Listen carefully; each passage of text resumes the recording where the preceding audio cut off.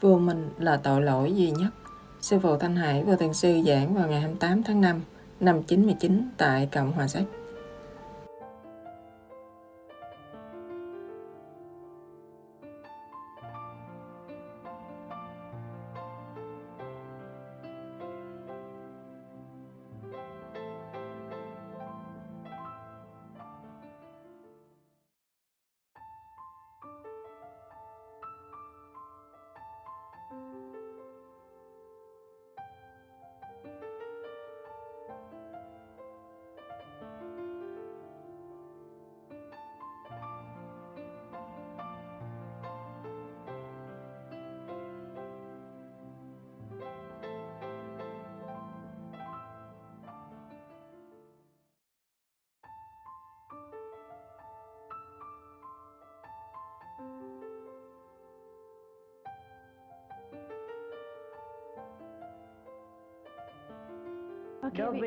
Dobry večer. Chào quý vị.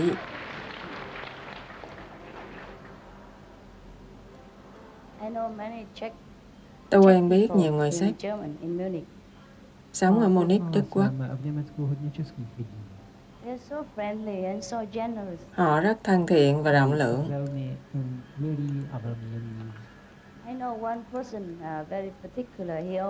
Tôi biết một người rất đặc biệt. Ông làm chủ một nhà hàng Trung Hoa. Người Séc làm chủ một nhà hàng Trung Hoa.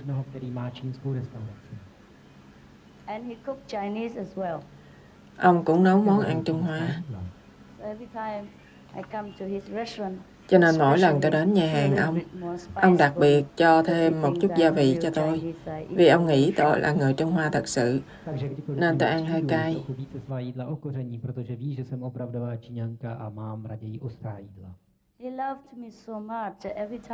Ông rất quý mến tôi. Sau mỗi bữa ăn, ông luôn đánh đàn và hát tất cả những bài cassette truyền thống cao đẹp cho tôi nghe.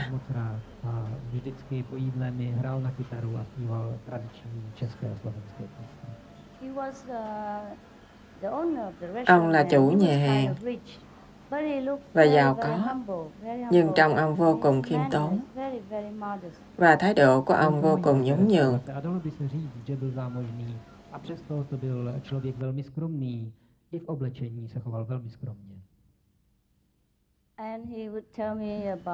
Ông kể cho tôi nghe về quê hương của ông, về dân tộc ông, và hát những ca khúc hay đẹp, khiến tôi yêu quê hương của chị.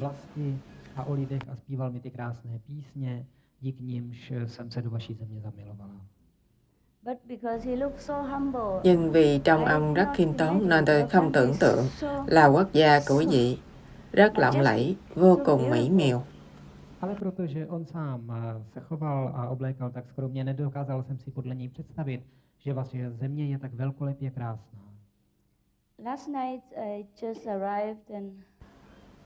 Tối hôm qua tôi vừa đến và ra ngồi ở quảng trường lớn. Khu này rất nổi tiếng. Có ngôi giáo đường cao lớn, chọc trời, rất cao và đẹp tuyệt trần. Người ta treo đèn làm ngôi giáo đường, có vẻ lóng lánh như bạc, như loại thủy ngân. Thật tuyệt vời, tôi không thể tưởng tượng, giống như chuyện thần tiên. Bởi thế tôi gọi người bạn của tôi ở Hoa Kỳ, tôi nói, anh phải đến đây và nhìn nước Séc xem.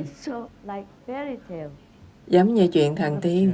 Když jsem přicestovala, byla jsem na velkém slavném historickém náměstí, kde se k nebi tyčil kostel a jak se stmívalo, ten kostel ozářilo světlo a kostel vypadal jako ze stříbra, leskl se, jako by byl ze rtuti. Bylo to úžasné a úchvatné. Zavolala jsem přátelům do Ameriky a říkala jsem, musíte sem přijet a podívat se na tuto zemi, která vypadá jako z pohádky. Tôi nói với ông ta, tôi không biết tại sao Séc lại không nổi tiếng như các thành phố khác ở Âu Châu, vì nơi đây thật lộng lẫy, ngoài tưởng tượng của tôi. Thật đẹp. Nechápu, proč toto město není slavnější a proslulejší mezi ostatními městy Evropy, když je tak nad pomyšlení krásné. Tôi rất vui mừng là tình hình chính trị ở quý quốc, cho phép tôi có vinh hạnh viếng thăm xứ sở của quý vị. Bằng không, tôi sẽ bỏ sót một trong những nơi tuyệt đẹp nhất trên địa cầu. ji navštívit a setkat se s vámi, jinak bych přišla o pohled na jedno z nejkrásnějších měst na této planetě.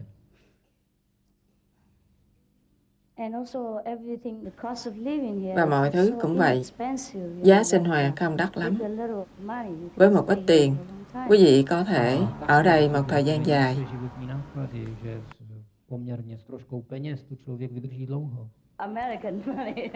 Tiền Hoa Kỳ. Có lẽ tại nước của quý vị thì khác, nhưng đối với tôi, người hay đi khắp thế giới, tôi so sánh với các quốc gia khác, giá sinh hoạt ở đây vô cùng thấp. To víte, já cestuji a když to srovnávám s jinými zeměmi, tak bych řekla, že tady ty životní náklady jsou opravdu nízké. Tôi đi khắp thành phố bằng xe taxi, chỉ để xem đời sống nơi đây và đất nước quý vị đẹp ra sao. Và tôi chỉ trả khoảng gần 10 Mỹ Kim. Rất rẻ. Ở Hoa Kỳ, quý vị không thể đi quãng đường dài như vậy với giá 10 Mỹ Kim. A zaplatila jsem něco jako 10 amerických dolarů. V Americe byste si za ty peníze rozhodně takovou jízdu dovolit nemohli. Trở lại người bạn sách của tôi. Ông ta rất khiêm tốn và rất bình dị. Do đó, tôi khó tưởng tượng được bối cảnh từ nơi ông sinh trưởng, như quốc gia hoặc thủ đô của quý vị thật thu hút, thật mỹ lệ. Při svém skromném vzezření a prostém chování opravdu nebudil dojem a nemohla jsem si podle něj představit, že pochází z takové báječné, nádherné země a z takového krásného města. Tôi nghĩ đa số người Séc là như vậy. Họ không khoe khoang bề ngoài. Họ hướng nội. Giá trị của họ ở bên trong nhiều hơn. Více obráceni do sebe, své hodnoty nosí v sobě a nepředvádějí se vnějšku. Tương tự như miền đất nguyên thủy, nguồn cội của mình, vốn là thiên đàng. Khi nhìn bản thân chúng ta thật bình thường, thật khiêm tốn, khó mà tưởng tượng được bối cảnh từ đó mình đến.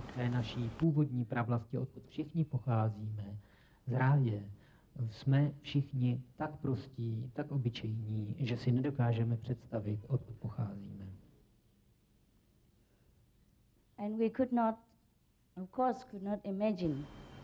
Dĩ nhiên chúng ta không thể tưởng tượng rằng điều Thánh Kinh nói là sự thật. Thân thể chỉ là giáo đường của Thượng Đế và chỉ có Thượng Đế ngự trong ta.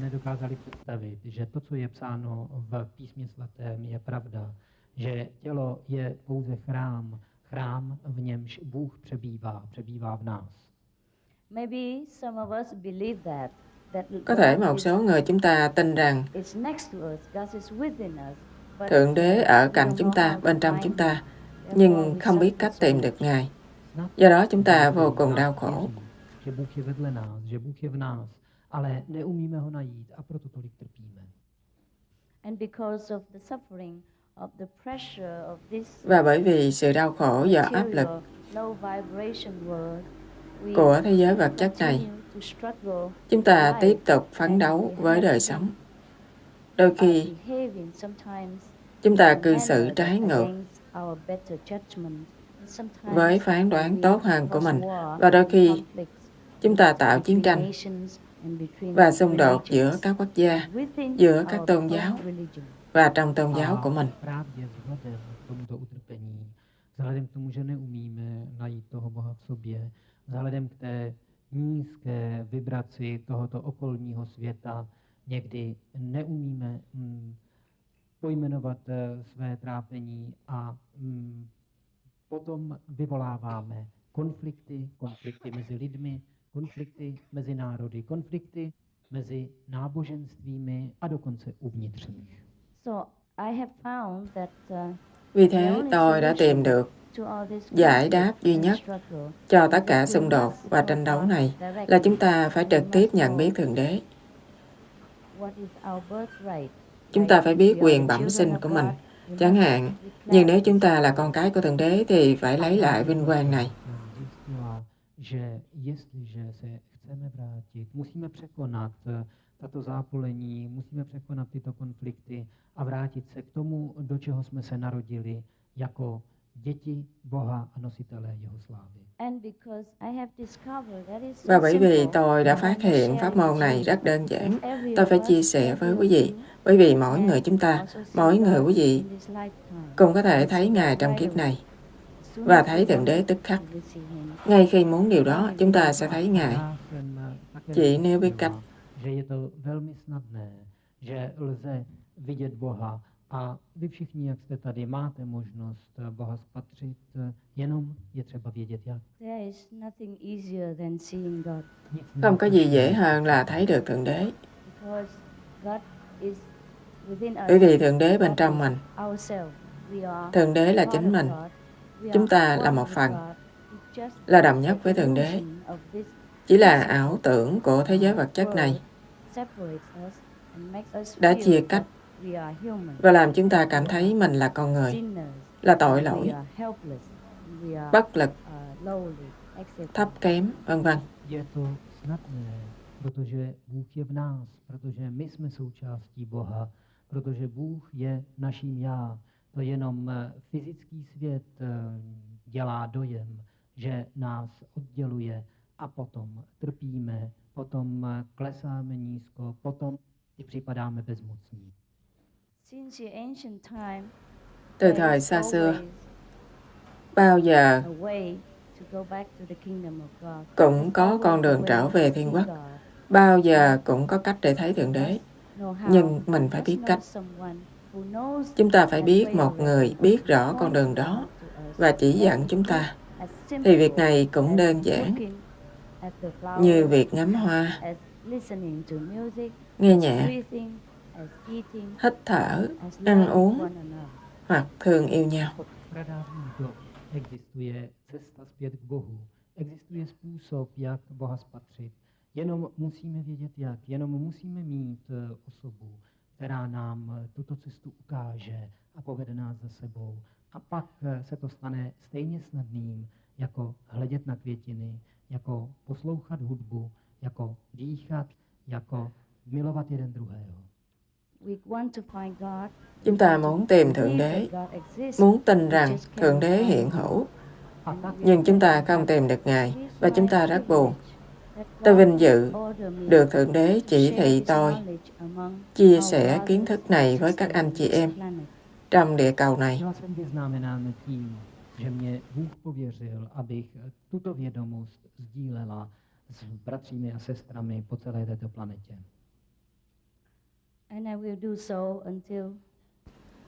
Tôi sẽ làm việc này tới hơi thở cuối cùng ở địa cầu để cho mọi người biết nhận thức sự vĩ đại của mình đơn giản ra sao. Sử dụng tài sản bên trong của mình dễ dàng thế nào để cầu thông với Thượng Đế và để sống hạnh phúc trong từ trường tựa thiên đàng, trong khi vẫn tiếp tục phận sự trên địa cầu này. Ukazovat lidem, jak je to prosté, jak snadné to je spatřit svou vlastní velikost, spojit se znovu s Božím světlem a být šťastní, aniž přitom zanedbáme plnění svých povinností v tomto světě. Vì chỉ khi nhận biết Thượng Đế, chúng ta sẽ chấm dứt mọi thù hận và chiến tranh, mọi ngộ nhận giữa người và người. Se dokážeme zbavit našeho hněvu, naší zášti a nenávisti. Chỉ khi biết Thượng Đế, chúng ta có thể xóa tan những ảo tưởng vật chất này đang bao phủ chúng ta trong cuộc sống hàng ngày và khiến chúng ta cảm thấy yếu đuối, tuyệt vọng, vô minh. Và vì thế, phải chịu đủ mọi đau khổ. Jenom poznáním Boha dokážeme rozptýlit onu fyzickou iluzi, která nás obklopuje a za níž nemůžeme Boha poznat, která nás činí slabými, beznadějnými a lidmi, kteří nedokáží překonat tuto iluzi.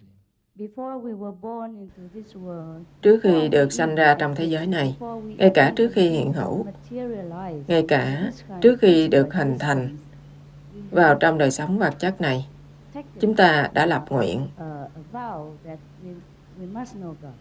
rằng nhất định phải biết Thượng Đế. Ještě než jsme se stali existencí, ještě než jsme zhmotněli, přijali jsme přísahu, že musíme poznat Boha. Nhưng rồi khi ở trong nhà tù vật chất này, chúng ta quên mất.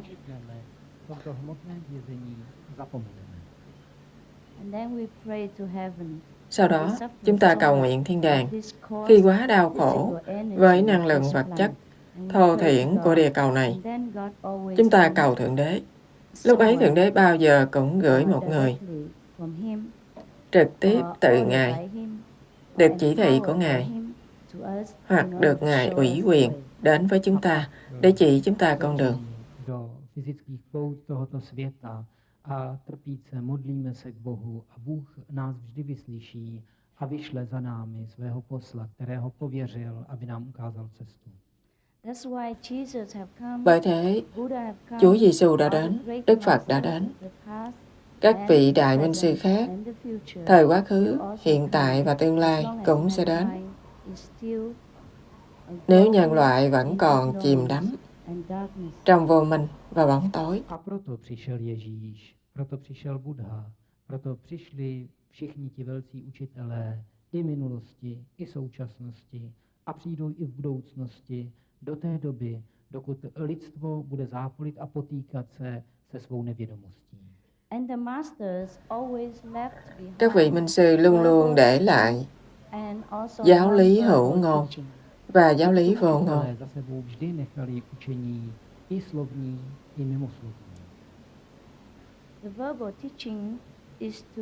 Giáo lý hữu ngôn là để thỏa mãn đầu óc, trí óc vật chất, trí lực của chúng ta. Učení ve slovech pokládá za své poslání uspokojit naši mysl, naši fyzickou existenci, náš fyzický mozek, naše intelektuální schopnosti. Giáo lý vô ngôn, điều rất khó tìm, rất khó phân biệt được, là trực tiếp cho linh hồn để có thể biết Thượng Đế. Které se velmi těžko odliší a rozpozná, je určeno přímo pro duši, aby poznala Boha. Pháp mạch này, sự truyền giáo lý vô ngôn này luôn tồn tại trên địa cầu này. Bao lâu loài người vẫn cần sự cứu rỗi, vẫn muốn về nhà, thì luôn có một người hướng đạo nắm giữ giáo lý vô ngôn này đang đợi chúng ta. Tento přenos vědění je tu neustále a bude neustále existovat do té doby, dokud lidstvo bude potřebovat průvodce, který mu předá toto neverbální učení a povede ho cestou k Bohu.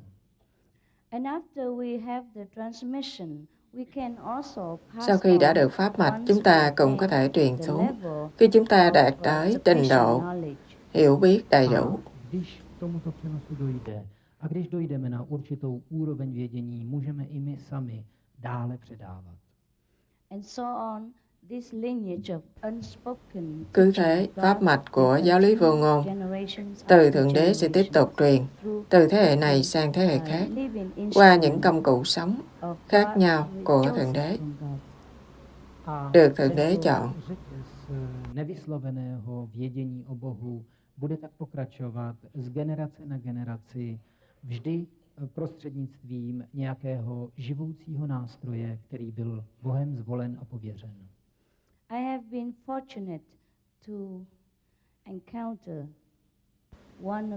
Tôi đã may mắn được gặp một trong những vị hướng đạo còn gìn giữ pháp mạch vô ngôn này. Tôi còn may mắn hơn nữa, vinh hạnh hơn nữa khi được phép chia sẻ pháp này với những ai muốn biết Thượng Đế, muốn trở về Thiên Quốc.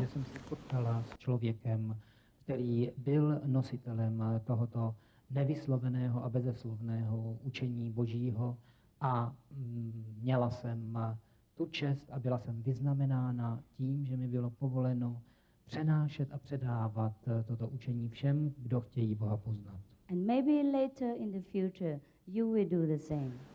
Có thể tương lai sau này quý vị cũng sẽ làm như vậy.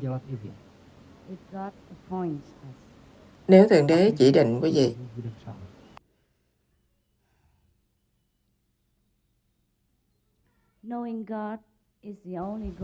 Biết Thượng Đế là mục đích duy nhất trong đời. Mọi việc khác chỉ là tạm thời.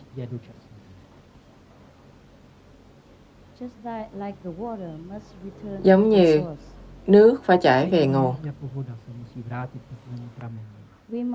Chúng ta phải đồng nhất thể với Thượng Đế lần nữa để thật sự được hạnh phúc, vĩnh viễn phúc lạc.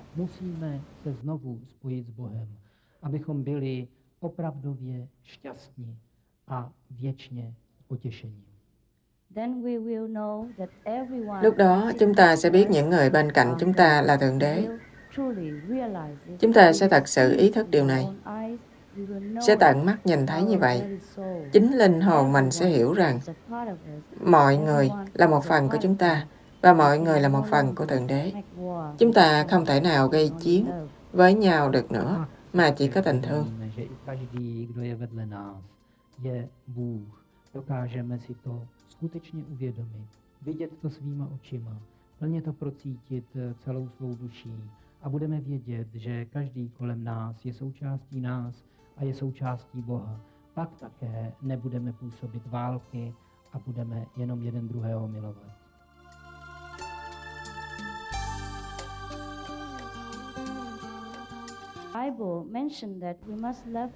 Thánh Kinh nói rằng chúng ta phải thương yêu láng giềng, thậm chí thương yêu kẻ thù của mình.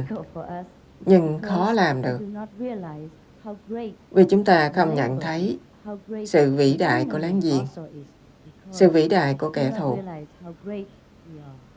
và không nhận thấy sự vĩ đại của chính mình.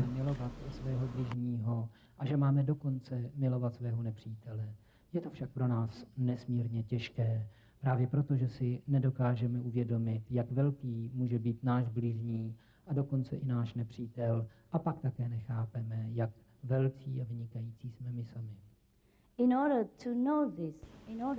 Để biết được điều này, để có tình thương thực tế, có thể thật sự thương láng giềng, chúng ta phải biết chính mình.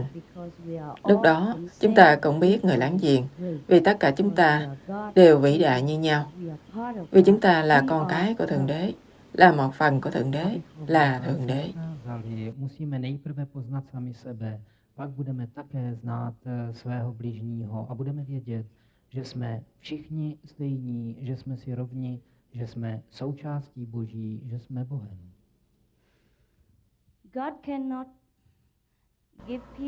Thượng Đế không thể ban bố hòa bình trên địa cầu nếu chúng ta không tự mình kiến tạo hòa bình, bởi vì chúng ta có lực lượng. Chúng ta là người đại diện của Thượng Đế ở đây. Chúng ta phải làm những việc mình nên làm trong cảnh giới này, vì chúng ta hiện hữu ở đây. Protože my jsme tím pověřeni zde na této své úrovni.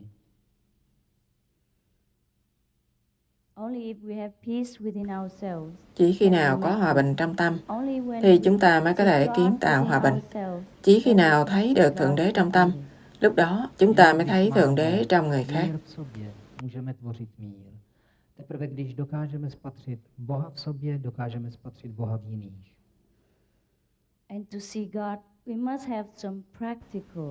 Và để thấy được Thượng Đế, chúng ta phải có giải pháp thực tế. Không thể nói rằng, tôi biết tôi là Thượng Đế, tôi biết Thượng Đế ở đó. Tôi thương láng giềng, tôi muốn thương kẻ thù. Không phải dùng lời nói hoặc ao ước là chúng ta có thể cư xử theo cách mình muốn. hoặc nhận biết Thượng Đế theo cách mình muốn. Thấy được Thượng Đế theo cách mình muốn, chúng ta phải làm điều gì đó. Nestačí si říci, já jsem Bůh, já chci vidět Boha v ostatních, já chci milovat svého bližního. Nestačí to pronášet slovy. Musíme k tomu něco udělat. I'm going to show you how. Ukážu vám jak. Tôi sẽ chỉ cách cho quý vị. Do something doesn't mean that we have Làm to điều gì move đó không có nghĩa mountains. là phải We di have sơn, to drive the ocean. đảo hải, We have to sweat ourselves. suốt ngày đổ mồ hôi, làm việc cực nhọc như cách làm việc tại thế gian này. Không, việc này rất đơn giản, rất thư giãn, giống như chúng ta đi ngủ. Abychom něco dokázali, neznamená to, že musíme přenášet hory, vysoušet moře, pracovat v potu tváře tak, jak to namáhavě musíme činit v tomto světě. Ne, je to velmi prosté, velmi uvolněné, docela jako když si lehneme, abychom spali. To see God is simple, like you see me. Thấy Thượng Đế đơn giản như quý vị thấy tôi. Tak jednoduché, jako vidíte mě. It's just that we have to use different eyes. Chỉ là chúng ta phải dùng con mắt khác. I'm going to show you. Quý vị không biết con mắt đó ở đâu, tôi sẽ chỉ cho quý vị. Ale vy nevíte, kde to oko je, a já vám to ukážu. To see the physical things in this world, we use physical. Để thấy những thứ vật eyes. chất trong thế giới này, chúng ta dùng mắt trần. Để nghe âm nhạc trong thế giới này, chúng ta dùng tai trần. Nhưng để thấy thiên đàng, thấy cảnh giới thiên đàng, thấy khía cạnh vô hình của Thượng Đế, chúng ta phải dùng thiên nhĩ, phải dùng thiên nhãn. Tôi sẽ giúp quý vị khai mở những công cụ này để quý vị thấy được thiên đàng khi còn sống. V tomto světě užíváme svých fyzických očí, abychom slyšeli hudbu v tomto světě, užíváme svých fyzických uší, abychom však spatřili věci nebeské, abychom spatřili svět nebe, musíme užívat svých nebeských očí a svých nebeských uší. A nyní vám ukážu, jak to udělat. Lý do chúng ta không thấy Thượng Đế là vì chúng ta bận rộn, nhìn nơi khác, bận sinh nhai, bận kiếm sống, bận học đủ mọi ngôn ngữ và kiến thức trần gian. Chúng ta chỉ bận rộn chỉ để hiện hữu nơi đây và quên rằng cội nguồn của mọi sức mạnh, cội nguồn của mọi ân điển, cội nguồn của mọi giàu sang nằm bên trong chúng ta. Một khi có thể tiếp xúc nguồn cội này, chúng ta sẽ có mọi thứ. Spoustu času a námahy k tomu, abychom přežili, abychom si vydělali na živobytí, abychom se naučili jazykům, abychom získali tu či onu vědomost, ale přitom zapomínáme na to, že skutečným zdrojem naší síly, skutečným zdrojem všeho jsme my sami. A je třeba najít tento zdroj. Jakmile se chopíme zdroje, budeme mít všechno. Tôi sẽ chỉ quý vị cách làm được như vậy. Tiếp xúc với kho tàng của quý vị. Cũng như Thánh Kinh nói, đừng để kho tàng của con trên địa cầu, nơi mà mối mọt có thể tiêu hủy, nhưng hãy để kho tàng của con trên thiên đàng, nơi nó sẽ vĩnh viễn tồn tại. Tôi sẽ chỉ quý vị biết kho tàng vĩnh cửu ấy, nếu quý vị muốn biết. Své cennosti na zem, kde je mech a plíseň mohou zničit, nýbrž ukládejte své cennosti do nebe, kde budou věčné. A když budete chtít, ukážu vám, jak se to dělá.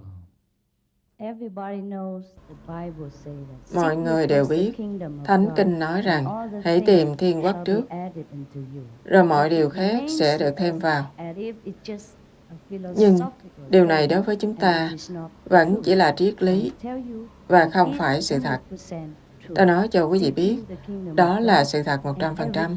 Hãy tìm thiên quốc trước và mọi thứ sẽ đến với chúng ta. A vše ostatní ti bude dáno. Avšak my máme sklon si myslet, že je to jenom filozofické rčení, že to není praktická pravda, ale já vám říkám, že je to přesně tak. Hledejme nejprve království Boží, pak nám vše ostatní bude dáno. That's why when somebody asks Jesus whether Do đó, khi có người hỏi Chúa Giêsu, Ngài có muốn làm vua Do Thái không? Ngài nói không, vương quốc của ta không ở thế gian, mà ở trên thiên đàng. Vì Ngài không bận tâm chút nào tới bản chất vô thường của thế giới vật chất này. Když se Ježíše zeptali, zda chce být králem Židů, odpověděl ne. Mé království není z tohoto světa, mé království je na nebi. A nechtěl být vládcem na tomto světě, neboť vše podstatné je tam. But of course, Jesus was the master. We don't have Nhưng to dĩ nhiên, go Chúa into Giêsu là such minh sư. extreme Chúng ta as không to cần forsake phải quá our cực đoan family, our như từ property, bỏ gia đình, job in order to tài sản, see God. việc làm We của can mình see để God thấy được Thượng Đế. and enjoy the world at the same Chúng ta time. có thể thấy Thượng Đế After seeing và tận God, hưởng thế giới after cùng knowing một the lúc. kingdom of Nhưng God, sau khi thấy we được can Thượng Đế, only sau khi biết được prosper Thiên even Quốc, more, enjoy chúng ta chỉ more có thể blessing phồn vinh even hơn, in this physical world. vui hưởng ân điển nhiều hơn, cho dù ở thế giới vật chất Ale my này. obyčejní lidé nemusíme opustit svou rodinu, opustit svůj majetek, opustit svůj domov, abychom poznali království Boží. Ne, my můžeme činit to, co ve světě činíme a přitom poznat Boha. A když ho spatříme a poznáme, jenom tím více budeme úspěšní v tom, čím ve svém životě žijeme. And after knowing the kingdom, Sau khi biết Thiên Quốc, we will see how our lives change chúng ta sẽ thấy đời mình miraculously, thay đổi better kỳ diệu. every day. Every day Mỗi is ngày miracle. mỗi tốt đẹp Every day hơn. we will see Mỗi ngày là the một phép blessing of lạ. God. Mỗi We ngày will chúng ta feel sẽ the thấy love sự of hiện God, hữu của and Thượng we Đế can see và God. cảm nhận tình thương Thượng Đế. Chúng ta có thể thấy Thượng Đế, Tell him our thậm chí nói problem, chuyện với Ngài, tell us how to solve. kể với Ngài các vấn đề của mình. Ngài sẽ cho chúng ta biết cách giải quyết. Jakmile poznáme zázraky, bude každý další den pro nás stejně zázračný. Budeme vnímat Boha, vidět Boha, budeme dokonce moci mluvit s Bohem, svěřovat se mu se svými problémy a naslouchat jeho radám, jak je řešit. The more intensively we know God, the better Càng biết our Thượng life Đế becomes. sâu sắc We hơn, become more đời sống intelligent, chúng ta of càng course, trở nên tốt đẹp more hơn. loving, Dĩ nhiên chúng ta clear trở nên the thông minh direction hơn, of life nhiều tình that thương we're hơn, going, and biết more rõ hướng đi clever trong to cuộc know sống how to solve và linh any hoạt hơn, conflicts in our life. biết cách giải quyết những xung đột trong đời sống. Tím více budeme cítit, jak prožíváme život intenzivněji, jak jsme čistší a jak jsme dokonce moudřejší a budeme vědět, jak řešit své konflikty. Because we will be enlightened, we will be Bởi vì chúng ta saints. sẽ khai ngộ. That's why people sẽ thành in thánh nhân. ancient time Bởi vậy, worship từ thời saints xưa, because they are wise, con người tôn sùng they các are thánh more nhân loving, they vì họ know có trí huệ more hơn, than we do. nhiều tình thương hơn, They know hiểu biết heaven, nhiều hơn chúng they ta. know the earth. Họ biết thiên Much, đàng, much better biết thế than gian, ordinary people. biết But nhiều we hơn so become với người thường. one of the saints Nhưng exactly chúng ta like that. có thể thành một trong các thánh nhân giống như họ. Proto Ít hay nhiều. budeme, jakmile budeme osvíceni, budeme vlastně svatí. Proto také lidi od dávných dob zbožňují svaté, obdivují se jim a následují je, protože cítí, že jsou moudřejší, že více vědí o životě. Jakmile se naučíme poznat království Boží a necháme se jím prosvítit, budeme také do jisté míry svatí. I'm going to show you just how easy it is. Tôi sẽ chỉ cho quý vị thấy việc này dễ thế It's nào. so easy, you cannot imagine.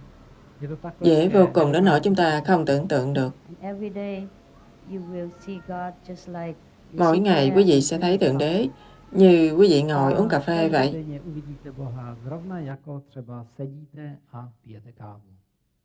There's not much effort to spend Không cần quá in gắng the sức kingdom để of đạt God. được Thiên Quốc. There's so much effort that we have to spend. in Nhưng order chúng to ta earn a little phải tốn bread quá nhiều and công sức water để kiếm một mẩu bánh on mì this planet. và nước uống ở địa cầu này. A miserable fate for us. Số mệnh chúng ta Není třeba thật sự nalézt bi velké thảm. úsilí, abychom spatřili Boha.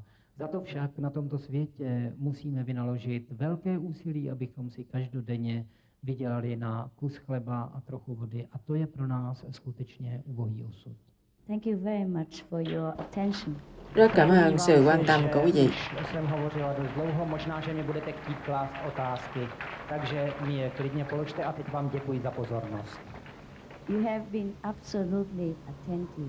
I can see how Quý vị đã hoàn toàn eager chú you tâm. are to Tôi thấy want quý to vị know khát God, vọng, and God knows that. muốn biết Thượng Đế ra sao, và Thượng Đế biết điều đó. Vậy thế, Ngài đã phái tôi đến đây. Jak jste dětví potom, abyste poznali Boha a Bůh vám to přeje, proto mě jsem také poslal.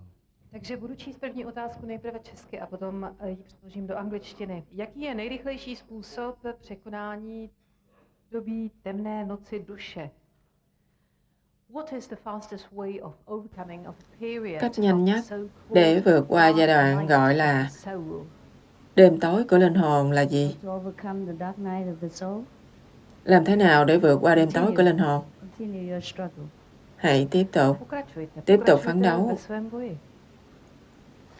We can only overcome the dark night of the Chúng ta soul chỉ with có thể grace vượt of qua God. đêm tối của linh hồn Have to với ân điển của Thượng Đế. intensify your effort. Vì thế, quý vị phải cố gắng nhiều hơn Temné období duše để cầu thông với Thượng můžeme Đế. překonat pouze tím, když zintenzivníme svou námahu a potom nám milost Boží pomůže.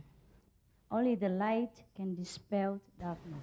and Chỉ make có ánh us sáng thiên đàng nội tại xóa tan bóng tối và giúp chúng ta khai ngộ và hạnh phúc. Temnotu a může nás učinit zasvěcenými, může nás učinit šťastnými. Je třeba k zasvěcení duchovní učitel na fyzické úrovni? Do you need a physical spiritual leader? Ngài có cần một vị lãnh đạo tâm linh tài thế để truyền tâm ấn không? Yes and no. Yes, Cần because và không cần. a physical Cần bởi vì instrument must be there to tell you what phải to có một pay công cụ attention bằng thân to thể để and, cho quý vị biết how to phải chú ý avoid điều gì, the illusion of làm the, thế nào để tránh ảo tưởng của lực darkness, lượng đen how tối to recognize God and so on and so và forth. cách nhận biết Thượng Đế, No, vân vân. because God Nhưng is không the cần, master. God is bởi the vì Holy Thượng Đế là Minh Spirit, Sư, which will transmit là Thánh Linh to us, this và sẽ truyền initiation tâm ấn in absolute silence. So we cho don't chúng need ta trong tĩnh any lặng. physical instrument. Vì thế, chúng ta không cần bất kỳ công cụ nhục thể nào. Určitý fyzický nástroj k tomu, aby nám bylo jasné, co máme dělat, jakým způsobem si máme počínat.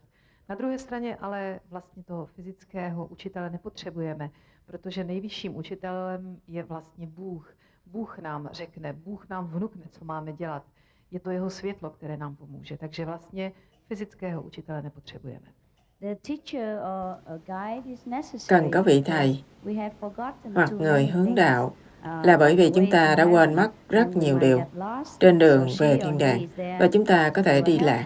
Cho nên Ngài có mặt ở đó để giúp chúng ta trong thời gian đầu, cho đến khi chúng ta có thể tự đi một mình và đồng nhất với Thượng Đế. V počátečním stádiu zasvěcení je to proto, že jsme hodně ze svých znalostí o Bohu ztratili cestou k němu. A proto nám tu první periodu zasvěcení, poznání Boha může usnadnit. Nhưng không phải lời nói hay hành động hữu hình của vị thầy khiến chúng ta thấy Thượng Đế.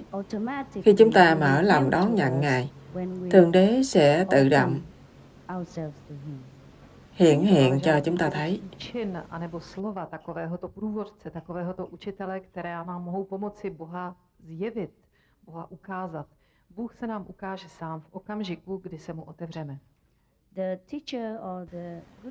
Vị thầy hoặc là người bạn tốt ở đó chỉ để hướng dẫn chúng ta cách khai mở. Ten je s námi jenom proto, aby nám ukázal, jak se otevřít.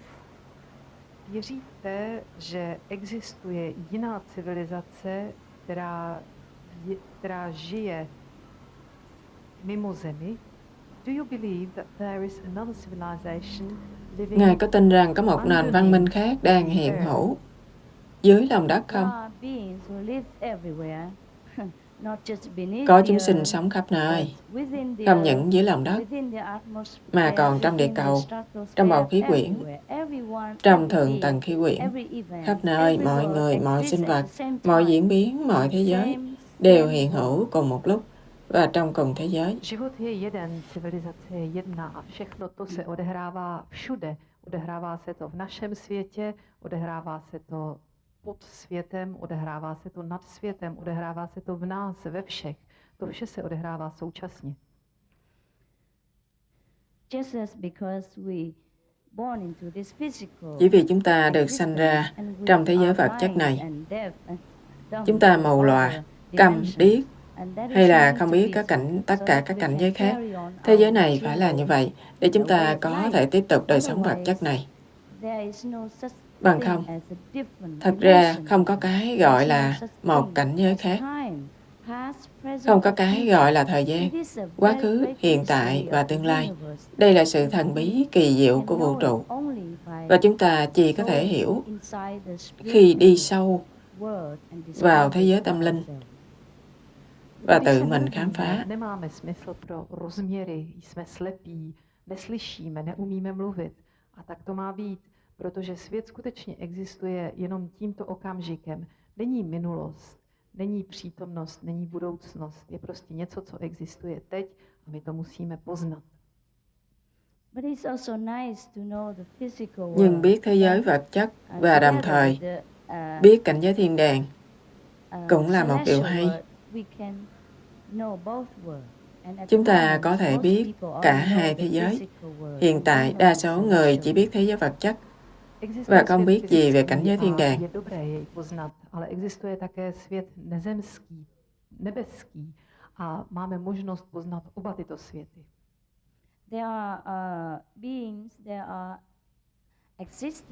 Có những chúng sinh, những thế giới khác tốt hơn thế giới của chúng ta, và cũng có những tinh cầu tệ hơn địa cầu của chúng ta về nhiều phương diện khác nhau như kỹ thuật, tâm linh, vân vân.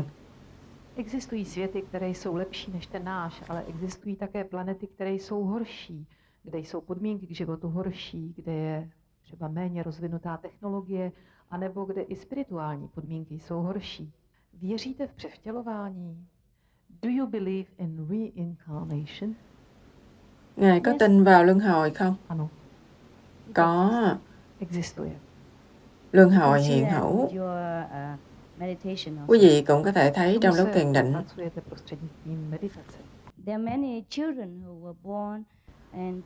Có nhiều trẻ em được sanh ra cho đến 4-5 tuổi, hoặc đôi khi 8 tuổi, vẫn còn nhớ tiền kiếp của mình, vẫn nhớ được căn nhà tiền kiếp của họ, cách căn nhà hiện tại rất xa, vẫn có thể nói được ngôn ngữ địa phương đó, vẫn còn nhớ tên của cha mẹ và những vật dụng trong nhà trong kiếp trước, vẫn có thể chỉ ra dù rằng chưa từng đến đó trong kiếp này. Quý vị đọc báo sẽ có nhiều bài tường trình như vậy.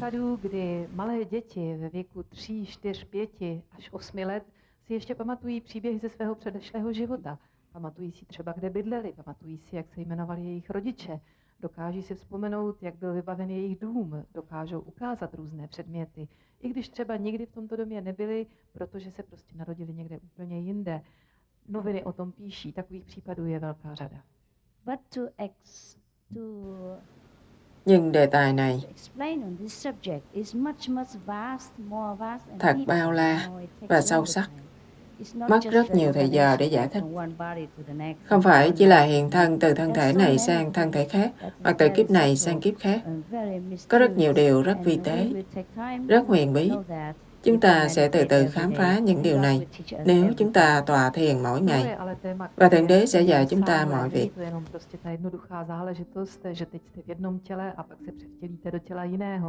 Je to mnohem složitější, mnohem subtilnější, ale k tomu všemu se budete moci dopracovat meditací. Bůh vám tohle všechno vysvětlí.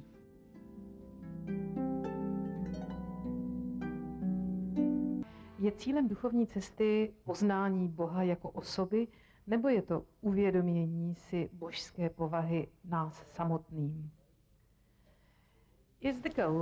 Mục tiêu của con đường tâm linh là để nhận biết Thượng Đế như một người, hay để thừa nhận phẩm chất thiêng liêng của chúng ta, để thừa nhận phẩm chất thiêng liêng của chúng ta.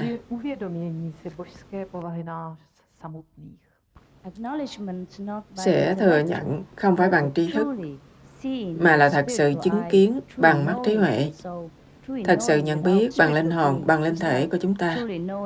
Giống như chúng ta thật sự biết về những đóa hoa hoặc là viên kẹo này qua nhục thể. và nhận biết Thượng Đế cũng minh bạch như vậy, nhưng chỉ qua linh thể của mình. Tuto božskou podstatu si ale nedokážeme uvědomit nějakým intelektuálním postupem.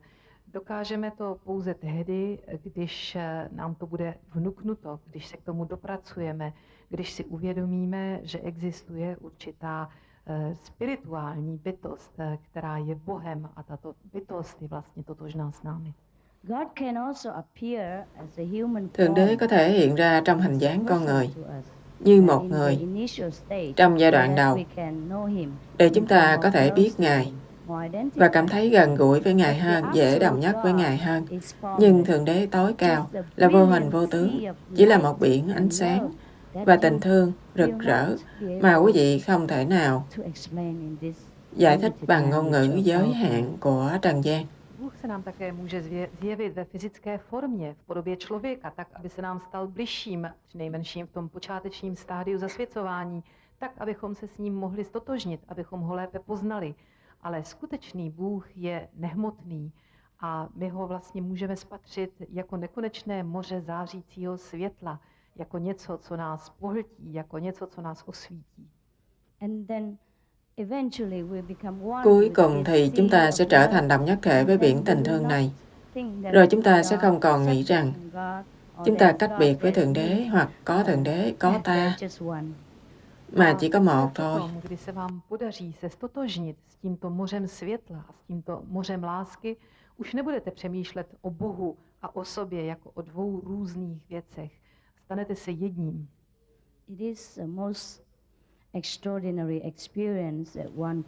Đây là thể nghiệm kỳ diệu nhất chúng ta có thể mong cầu.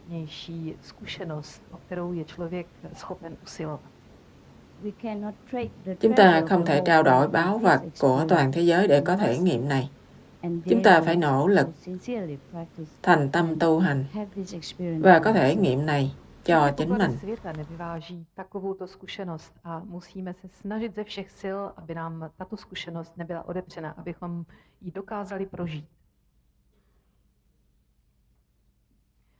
Môžete niečo povedať z duchovného hľadiska o situácii v Kosovu?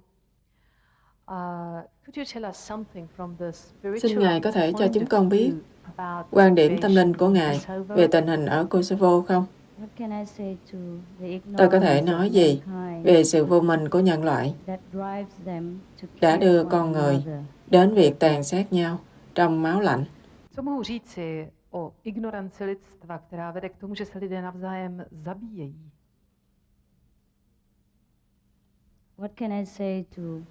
Tôi có thể nói gì với những người chịu rất nhiều gian khổ trong cuộc chiến, những người mất cha mẹ, mất con cái, mất mọi thứ mà họ đã làm cả đời để có được? Kteří ztratili rodiče, kteří ztratili děti, kteří přišli o všechno, pro co celý život pracovali. Tôi chỉ có thể cầu nguyện để nỗi đau khổ của họ được xoa dịu bằng cách nào đó. Thượng Đế sẽ gia trì họ bên trong để họ biết rằng đời sống là vĩnh cửu. Và Thượng Đế luôn thương họ, cho dù họ xấu hay tốt, và cho dù họ mất bao nhiêu ở thế giới này, thiên đàng vẫn là của họ. Mohu se jenom modlit, aby jim Bůh jejich utrpení ulehčil a aby se jim zjevil, aby ho ve svém vnitřku poznali a aby zjistili, že ať v této válce přijdou o všechno, tak že existuje život věčný, kde jim všechno bude vynahrazeno. Tôi chỉ có thể nói rằng nếu chúng ta, những người thành tâm cầu đạo, cố gắng tối đa để nâng cao tâm thức mình lên một trình độ hiểu biết cao hơn, thì thế gian sẽ là một nơi tốt đẹp hơn. Na spirituálnější způsob života můžeme prostřednictvím své snahy tento svět zlepšit, pozvednout je, aby se stal lepším místem. Chỉ qua cách nhận biết Thượng Đế bên trong chúng ta là Thượng Đế, chúng ta mới có thể tôn kính vị Thượng Đế ngồi trước mặt hoặc là bên cạnh chúng ta. Když poznáme, že Bůh je v nás dokážeme rozeznat Boha i v tom, kdo sedí proti nám nebo kdo sedí vedle nás. Chỉ với tình thương của Thượng Đế mới có thể hóa giải mọi hận thù và mọi dị biệt giữa các anh chị em, và chiến tranh sẽ chấm dứt. S pomocí Boha, pouze díky Boží lásce dokážeme vykořenit veškerou nenávist, která nás zatím rozděluje. Từ thời xa xưa, chúng ta đã gây chiến với nhau, tàn phá tài sản và dinh dưỡng của địa cầu, thậm chí hủy hoại giáo lý của các vị minh sư, thậm chí phương hại thân thể và cách sống của các ngài. Điều đó đã mang lại gì cho chúng ta? Chúng ta không được gì từ chiến tranh. Od nepaměti spolu válčíme, ubližujeme si, ničíme tuto zemi, ničíme si navzájem obživu, ničíme si navzájem majetek, ničíme všechno to, co je pro nás drahé, dokonce ničíme učení našich učitelů a ničíme dokonce i je samotné, ubližujeme jejich tělům, ničíme památky na ně. A k čemu nám to je? Nic dobrého nám to nepřineslo. Tôi cảm thấy thương xót cho những ai tạo ra chiến tranh, cũng như thương xót các nạn nhân. Já cítím velkou lítost za jednoho každého Kosovana a cítím za ně lítost jakožto za oběť. Nhưng tôi càng thương xót nhiều hơn cho những ai phát động chiến tranh, bởi vì họ rất xa Thượng Đế, họ quá tuyệt vọng, cho nên phải dùng đến bạo lực. Ale líto je mi těch, kteří tuto válku způsobili, protože oni byli v situaci, která je přiměla, že tuto válku, tuto agresi vyvolali. Họ cảm thấy rất thiếu thốn tình thương bên trong, khiến họ phải kêu khóc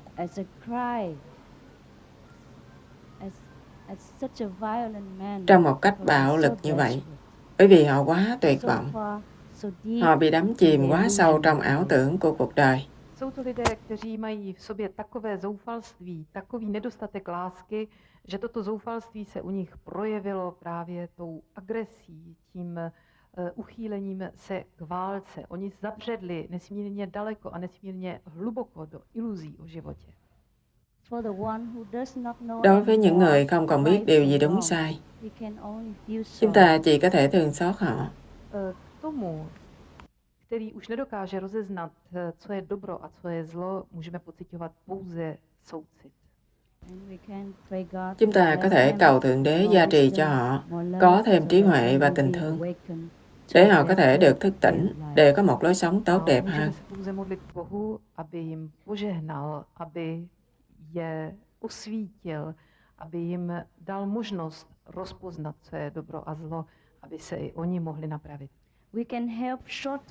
Chúng ta có thể giúp rút ngắn cuộc chiến và giảm xung đột theo chiều hướng tốt đẹp hơn, hoặc chấm dứt nếu chúng ta cùng kết hợp năng lượng và ý nghĩ khẳng định lại và tọa thiền hàng ngày cho địa cầu này tốt đẹp hơn. Válku můžeme zkrátit a můžeme ulehčit úděl těch, kteří jsou válkou postižení, jestliže spojíme svoje síly dohromady, jestliže budeme myslet pozitivně, jestliže budeme každý den meditovat. Mặc dù những nạn nhân của cuộc chiến chịu nhiều đau khổ trong cuộc đời này, Thượng Đế sẽ chào đón họ trong đời sống sau khi chết. Oběti války, i když v tomto životě tolik vytrpěli, budou Bohem přivítány. Vì vậy, tôi đến đây để cố gắng nhắc nhở rằng quý vị có lực lượng bên trong để gia trì thế giới, để chấm dứt chiến tranh, để giảm sự đau khổ.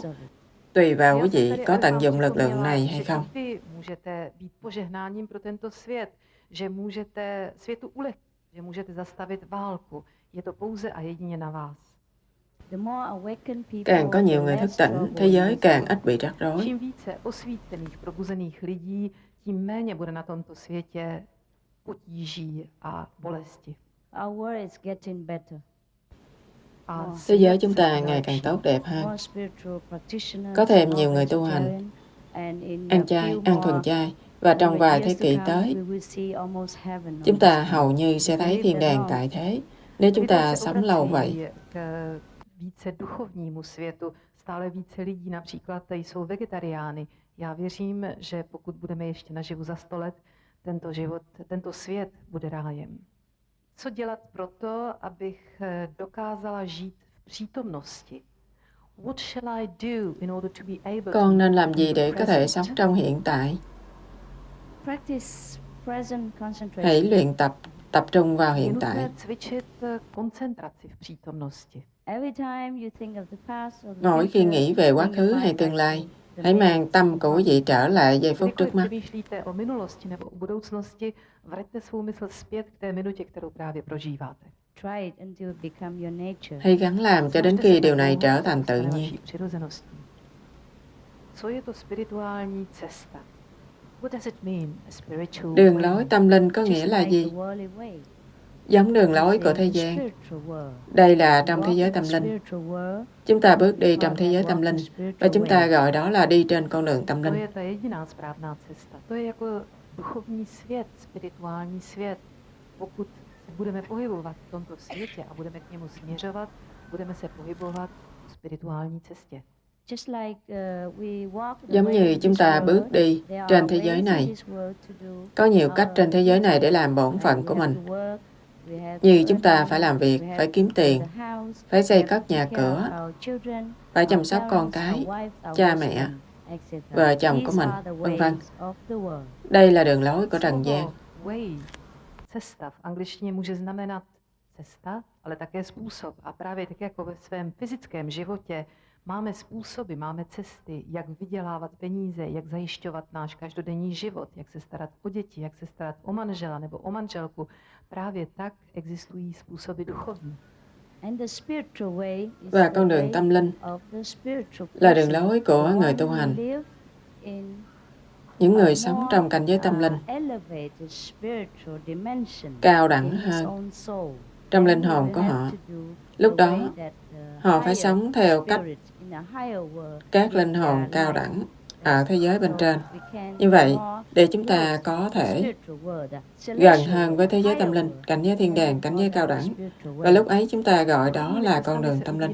Ten, který směřuje k nějakému duchovnímu světu, který touží se povznést, pohybuje se v tom duchovním světě, ve spirituálním světě, který je výš nad tím fyzickým světem. To je tedy spirituální neboli duchovní cesta.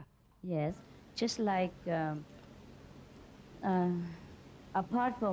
Như là ngoài việc đi con đường của trần gian, mưu sinh, vân vân, chúng ta cũng sống đời sống tâm linh như mở rộng tình thương đến mọi loài vật hoặc chúng sanh, không ăn thịt động vật, không gây đau khổ cho họ, dù gián tiếp hay trực tiếp.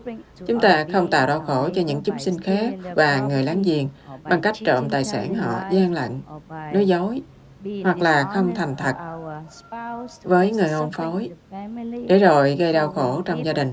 Do đó, chúng ta có đời sống lương thiện, trong sạch và tập cầu thông với Thượng Đế mỗi ngày, tập thương yêu người láng giềng. Những điều này gọi là con đường tâm linh. Duchovními cestami nebo duchovními způsoby, chcete-li, můžeme ovšem nazývat i způsob života, kdy budeme rozšiřovat svou lásku i na zvířata, na němou tvář, nebudeme jim ubližovat, nebudeme požívat jejich maso, budeme se dobře starat o svou rodinu, o své děti, o svého manžela, manželku, nebudeme krást, nebudeme lhát, nebudeme si počínat tak, abychom v rodině způsobovali neštěstí. I tohle je spirituální nebo duchovní způsob života. Để là một người hoàn mỹ, chúng ta nên sống theo con đường tâm linh cùng với con đường trần gian. Bằng không, chúng ta chỉ là nửa người hoặc phàm phu. Musíme vést duchovní život právě tak, jako vedeme život fyzický. Pokud budeme vést pouze život fyzický, budeme jenom polovinou člověka. Cíl existence člověka. Proč ty války jsou a katastrofy? Váš názor na islám. Kdo vítězí kdy? The purpose of Mục the đích human của đời sống existence. con người. Why are the Tại sao có wars chiến tranh, and why are the catastrophes? Why are thảm the họa và disasters? thiên tai? The purpose of life is Mục đích to know của God. đời sống là để nhận biết Thượng Đế. Chúng ta sanh ra ở đây chỉ để nhận biết mình là Thượng Đế. Vì nếu ở với Thượng Đế, chúng ta không thể biết Thượng Đế. Phải là bóng tối để mình có thể thấy ánh sáng. Smyslem života je poznat Boha. Smyslem života je poznat, že i my jsme Bůh. Na to, abychom viděli světlo, musí být nejdříve tma. Câu hỏi khác là tại sao có chiến tranh, tại sao có tai nạn, tại sao có thảm họa, vân vân, phải không? Quý vị thấy đó, chính chúng ta tạo ra mấy điều này. Tôi rất tiếc phải nói vậy. Chúng ta chịu trách nhiệm cho mọi việc xảy ra với mình. Další otázka se týkala válek a katastrof. Proč existují? Je mi líto, ale musím říci, že jsme si je způsobili sami. Tím, jak se chováme, tím, jak žijeme. Vì chúng ta cũng là một phần của Thượng Đế và có lực lượng sáng tạo. Boha a máme tvůrčí moc. Mỗi khi nghĩ về điều gì có tình thương, nhân từ và đúng đắn, chúng ta tạo một từ trường tốt hơn và thể nghiệm một môi trường tốt hơn. Ale kdykoliv pomyslíme na něco hezkého, na něco milého, na něco plného lásky, tím vytváříme lepší atmosféru. A v takovéto atmosféře můžeme najít Boha. Giống như khi chúng ta thương mến nhau, hoặc khi đang yêu, có phải quý vị cảm thấy dễ chịu không? Mặc dù không thể chứng minh tình yêu là gì và không thể chạm vào nó, quý vị biết đó là tình yêu và cảm thấy thật vui sướng, thật sung sướng. Je krásný pocit, i když láska jako pocit je něco nehmatného, nemůžete se toho dotknout, ale je to velice příjemné.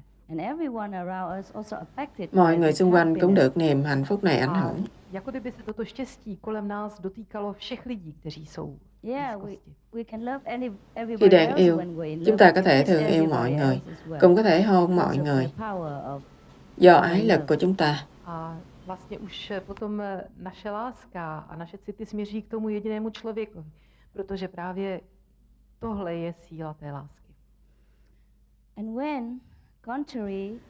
Ngược lại, khi ghét ai, chúng ta tạo sự thù hận, khi ganh tị, khi có loại phẩm chất và thái độ thấp kém. Chúng ta tạo nên bầu từ trường rất phủ định và từ trường này sẽ trở lại ảnh hưởng chúng ta và những người xung quanh ta. Cítíme nenávist, žárlivost, když cítíme takové ty nízké pocity, pak okolo sebe vytváříme atmosféru nenávisti, která se šíří a postihuje i lidi, kteří jsou kolem nás. Khi quá nhiều từ trường phủ định và thù ghét, chúng sẽ hội tụ theo định luật đồng thanh tương ứng. Rồi chúng sẽ trở nên rộng lớn và có lực lượng hơn. Điều đó thậm chí sẽ ảnh hưởng thời tiết, ảnh hưởng lòng người.